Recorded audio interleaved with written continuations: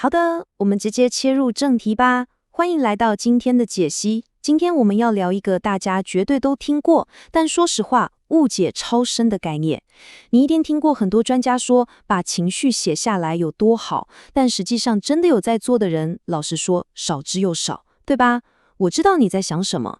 一听到情绪日记，脑袋里马上浮现小时候那种亲爱的日记，今天天气晴的画面。但拜托，先把你脑海中那个幼稚的印象丢掉。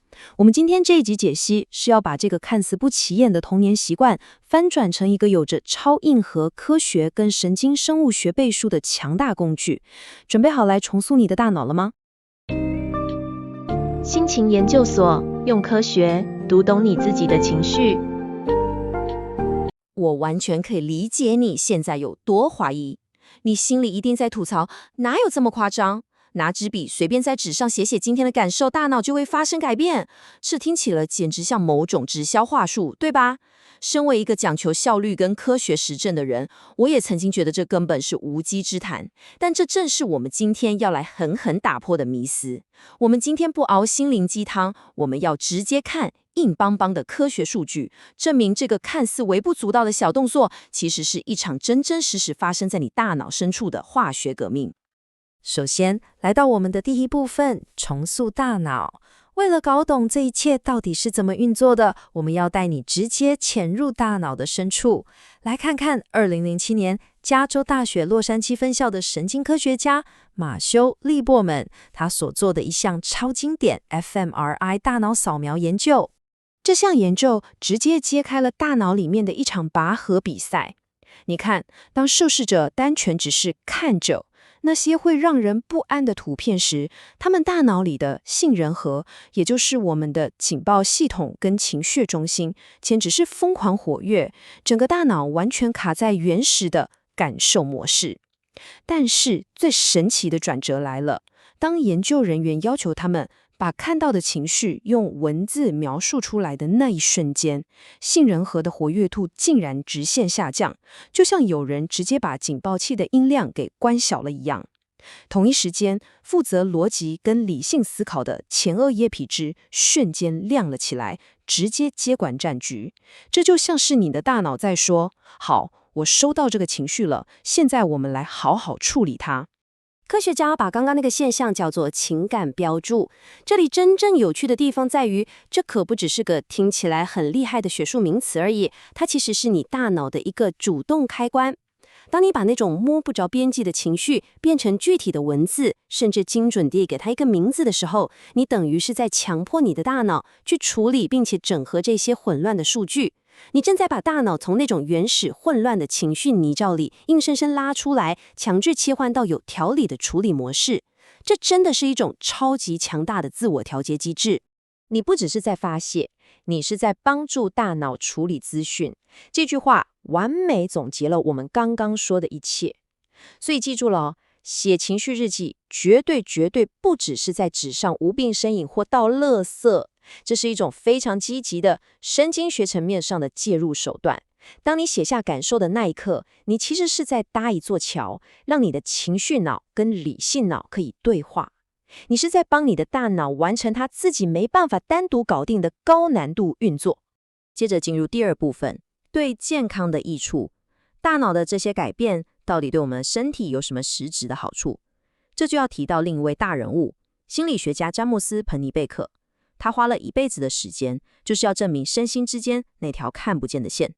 30年，你没听错，彭尼贝克在临床研究上砸了整整30年的时间，专门研究情感书写。30年的对照实验是什么概念？这代表我们接下来要讲的东西绝对经得起最严苛的科学检视。这不是那种流行几个月就消失的自我成长小撇步，而是实打实经过反复验证的生理学事实。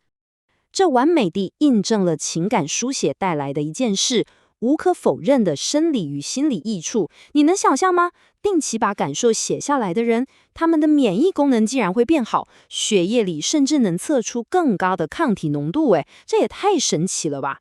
还不止这样啊，他们的焦虑跟忧郁症状大幅减轻，而且当他们遇到生活中的重大打击时，心理复原的速度也比一般人快上许多。这完全证明了大脑的健康跟身体的防御系统是联动的，而你手上的那支笔就是启动这个防御机制的钥匙。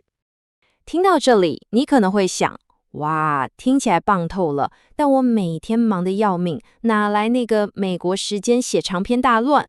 别紧张，看看这个数字。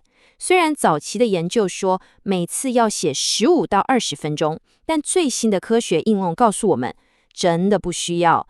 你每天只要投资短短的5分钟，只要你持之以恒，长期累积下来的影响力真的是大到吓人。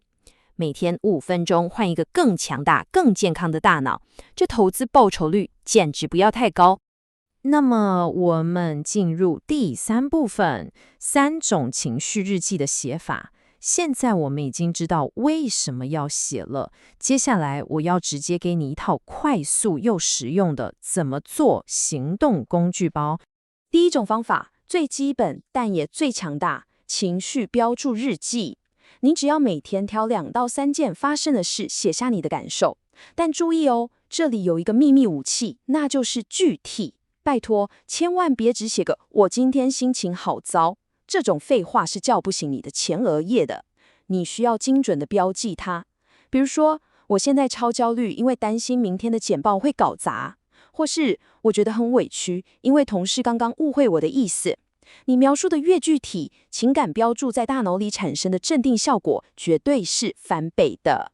第二种方法，我超推荐放在你的睡前仪式里，3件好事日记。你知道吗？我们的大脑天生就有个讨厌的负面偏误，它就是比较容易记住坏事，因为以前在原始社会这样才能保命。但这个超简单的睡前习惯，就是在主动回击这种负面偏误。你不用写什么今天中了乐透这种大事，只要记录3个超级微小的开心时刻就好，像是今天早上的冰美式超好喝，或者是下班刚好赶上最后一班公车。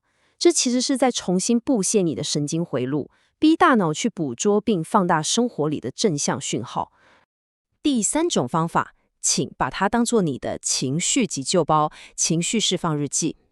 当你气到发抖、难过到不行，或者是焦虑到快炸掉的时候，听好，忘掉所有的格式跟文法，马上设一个5分钟的闹钟，把你脑袋里那些乱七八糟想骂人的话，毫无保留、不加修饰的全部倒在纸上。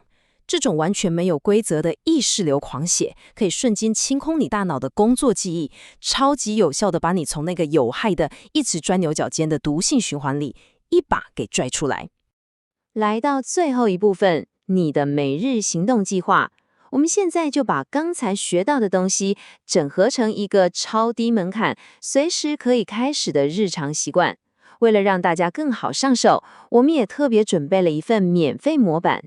我们接着来看看这个结构是怎么建立起来的。这份每日模板完美结合了刚刚所有的精华。你看，首先精准命名你今天的主要情绪，然后把发生了什么事跟你的真实感受连接起来。接着睡前做个3件好事的正向检查，最后写一句短短的话给自己，当做一天的完美收尾。结构非常清晰，对吧？如果你想马上下载来用，这集解析的资讯栏里就有免费的连结可以拿哦。所以这里最关键的一点就是，你根本不需要去挤出一大把时间，也不需要有什么作家的文笔，1天5分钟，就这么简单。完美主义在这里是不管用的，只要你愿意拿起笔，或是打开手机的备忘录，随手打几个字，你的大脑就会自动启动那个神奇的重塑工程。